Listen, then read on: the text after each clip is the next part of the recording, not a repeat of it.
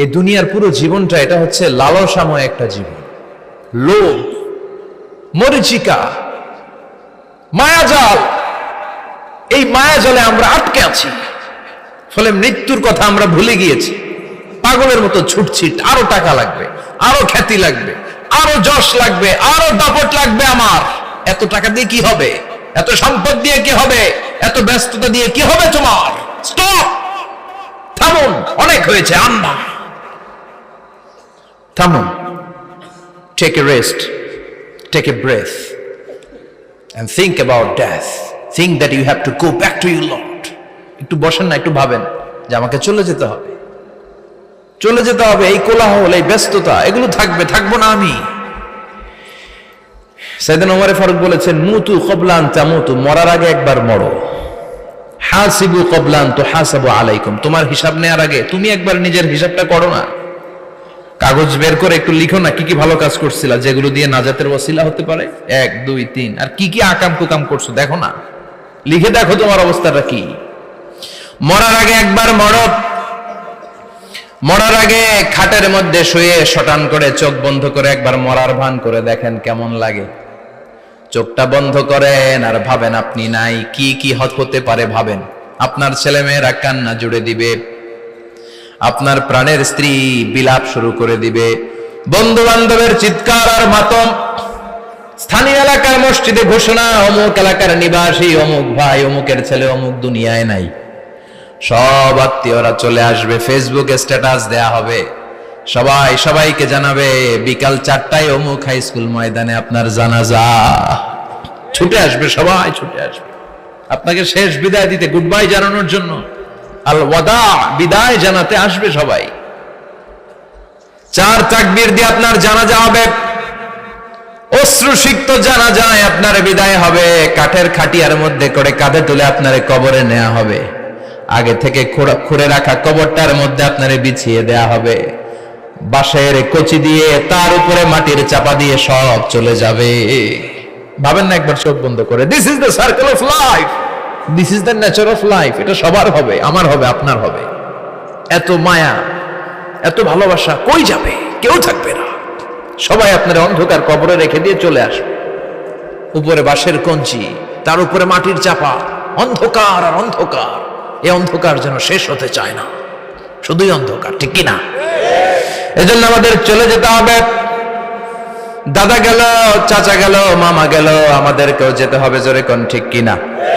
একদিন মাটির ভেতরে হবে ঘরে মন আমার, কেন বন্ধ দালান ঘর, প্রাণ পাখি উড়ে যাবে পিঞ্জর ছেড়ে।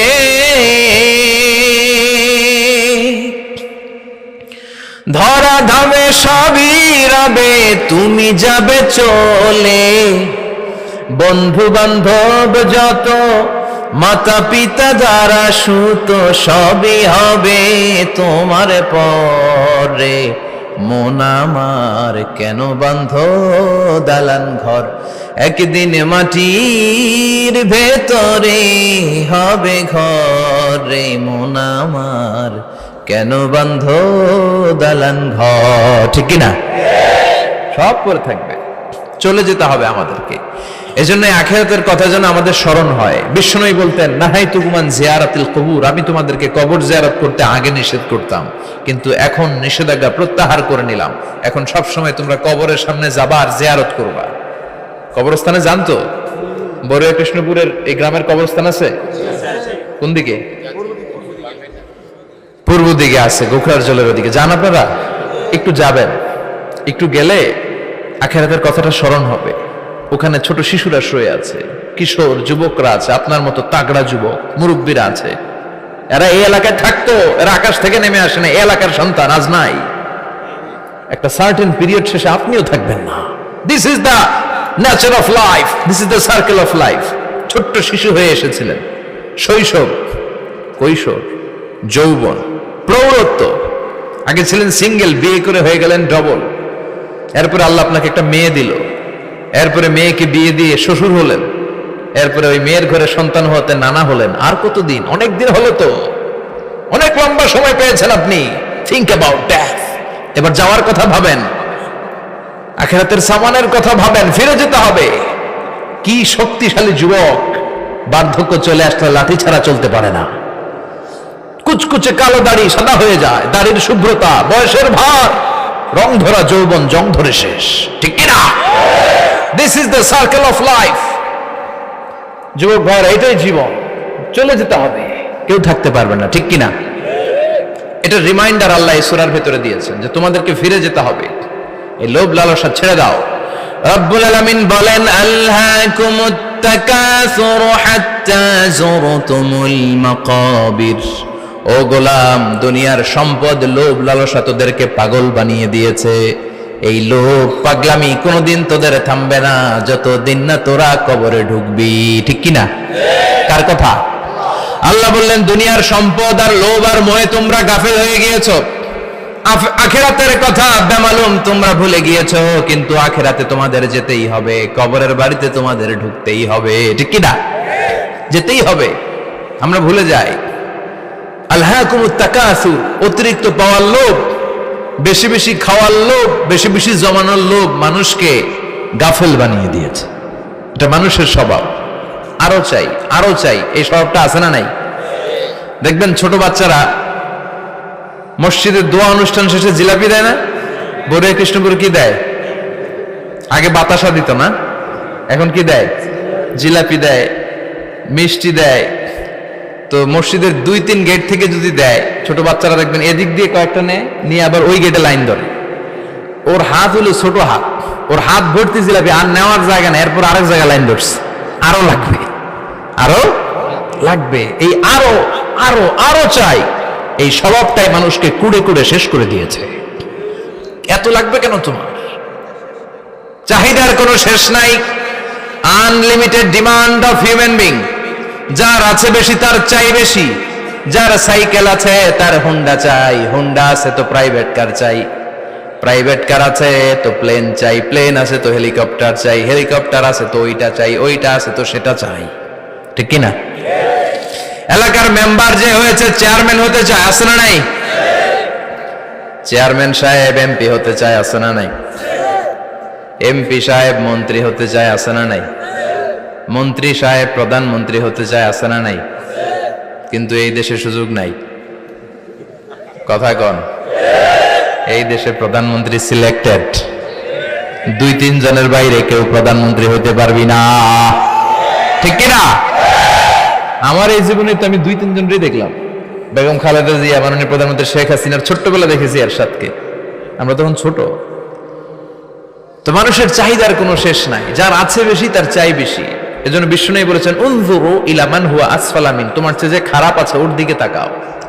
ওয়ালা তানজুর মান হুয়া আ'লা মিন, তোমার চেয়ে যে ভালো আছে ওর দিকে তাকায়ও না, তোমার চেয়ে যে খারাপ অবস্থানে আছে ওর দিকে তাকাও। অনেকে নিজের অবস্থান নিয়ে সুখী না, এরকম আছে না নাই?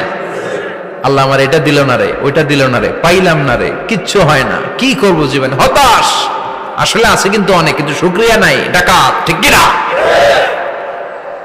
নিজের অবস্থান নিয়ে সুখী না, কিন্তু অনেক লোক আছে তারা আপনার অবস্থানে পৌঁছতে চায়। তাদের দিকে তাকিয়ে দেখেন, আপনি যে অবস্থানে আছেন এই অবস্থানে পৌঁছাটা অনেকের কাছে স্বপ্ন। তারা প্রতিনিয়ত সংগ্রাম আর স্ট্রাগল করে যাচ্ছে আপনার অবস্থানে পৌঁছতে, আর আপনি এটা নিয়ে সন্তুষ্ট না। শেখ সাদির নাম শুনেছেন? বালাগাল উলা কাশাফাত দুজা, এই কবিতাটার রচয়িতা ইরানের বিখ্যাত এক কবি। উনি একবার আর্থিক সমস্যার মধ্যে দিয়ে সময় কাটাচ্ছেন, টাকা নাই, পয়সা নাই, পায়ে দেওয়ার মতো জুতা নাই। উনি খুব দুঃখ পেলেন, হায় রে, আমি ইরানের এত বড় কবি, আমার পায়ে দেওয়ার মতো জুতা নাই। দুঃখ ভরা মন নিয়ে রাস্তায় হাঁটতে বেরোলেন। হাঁটতে হাঁটতে হঠাৎ দেখলেন একটা লোক শুয়ে শুয়ে কাঁদছে, ওই লোকটার 2টা পাই নাই, পাই নাই। উনি সেজদায় পড়ে গেলেন, আল্লাহর কাছে ক্ষমা চাইলেন, আল্লাহ অনেক দিয়েছো, শুকর আলহামদুলিল্লাহ। এজন্য যেই পরিস্থিতিতেই থাকি না কেন আমরা কি পড়বো? জোরে বলেন, কি পড়বো? এজন্য কানাতু মিনাল ইসলাম, অল্পে তুষ্ট থাকার নাম হলো ইসলাম। সম্পদ লাগবে কিন্তু সম্পদের পাহাড় লাগবে না, ঠিক কিনা? অল্প খান, অল্প পড়েন, অল্প জামান, অল্পের ভেতরে বরকত ঢুকায়া দিছে কে? দেখবেন যাদের সম্পদ অল্প তারা সুখী বেশি। জরিপে এটা দেখা গিয়েছে, অনেক সার্ভেতে এটা এসেছে, যারা সম্পদশালী এরা দুঃখী বেশি। এদের দুঃখ বেশি, টেনশন বেশি, খুব স্বাভাবিক। টাকা যার বেশি, রোগ তার বেশি। টাকা যার বেশি, টেনশন তার বেশি। টাকা যার বেশি, ঘরে শান্তি তার কম। আছে না নাই? ঘরের ভেতরে অশান্তি, ছেলে কথা শোনে না, ছেলে টানে গাঞ্জা, মেয়ে করে পরকিয়া। আছে না নাই? স্ত্রী কথা শুনে না, ভালোবাসা নাই, ঘরটা জাহান্নামের টুকরা। রোগ বালাই, এক একটা হসপিটাল বিল পরিশোধ করতে মাসে 5 লাখ 10 লাখ। আছে না নাই? কিছু খেতে পারে না, ডাক্তার একেবারে ডায়েট মেনু বেঁধে দিয়েছে। Diet, very diet menu. এটা এটা এটা এটা কিছুই খাবেন না, শুধু গরু খাবেন না, খাসি খাবেন না, চিংড়ি খাবেন না, খালি ঘাস খাবেন। ইচ্ছে মতো ঘাস খাবেন, মানে ঘাস জাতীয় যত আইটেম আছে সব খাবেন। শাক খাবেন, সবজি খাবেন, সালাদ খাবেন। গরু, চিংড়ি, মুরগি, গোশত, ইলিশ কিছু খেতে পারে না। তাহলে রোগ বেশি, খাওয়ার মজা নাই, ঘরে সাংসারিক শান্তি নাই, খালি ব্যারাম আর ব্যারাম। ঠিক কিনা? কিন্তু সম্পদের পাহাড় ঘটেছে। আর অল্প যারা খায়, অল্প পড়ে, রিক্সাওয়ালা, কুলিওয়ালা, অল্প বেতনের চাকরি, কিন্তু হক হালালি মেনে চলে, দেখবেন শান্তি আছে অনেক। হ্যাঁ, বাসা ভাড়া দেয়, ফ্যামিলি চালায়, বাচ্চাদের স্কুল বিল, এরপরও মাস শেষে 1-2 হাজার টাকা হাতে থেকে যায়। আর ওর প্রতি মাসে 10 কোটি টাকা ইনকাম, তারপরও ব্যাংকের ঋণ আছে না নাই? সুখ কারে বলে? কিভাবে আপনি সুখকে ডিফাইন করবেন? সুখ তো টাকায় কিনা যায় না। শান্তি টাকা দিয়ে হয় না, শান্তি দেওয়ার মালিক কে? শান্তি আছে অল্প খেয়ে শুকর করার মধ্যে, শান্তি আছে আলহামদুলিল্লাহর মধ্যে। চিল্লায় বলেন ঠিক কিনা? এজন্য অল্প খাবো, অল্প পড়বো, অল্প জামাবো। অল্পের ভেতরে বরকত দিয়েছে কে? দেখেন, ধনী ভাইরা খেতে পারে না, কিন্তু রিক্সাওয়ালার কি সমস্যা হয়? রিক্সাওয়ালারা সব খেতে পারে। কুলিওয়ালা, দিন মজুর, এরা একেবারে স্লিম, সুঠাম দেহি, মেদহীন পেট, পেটে কোনো মেদ নাই, ভুড়ি নাই। আর কোটিপতিদের মেদ আছে না নাই? এত বড় বড় পেট। ঠিক কিনা? আমাদেরও পেট আছে, তবে হালাল পেট। এটা হারাম টাকা দিয়ে এই ভুড়ি বানাই নাই আমরা। ছেলে বলেন ঠিক কিনা?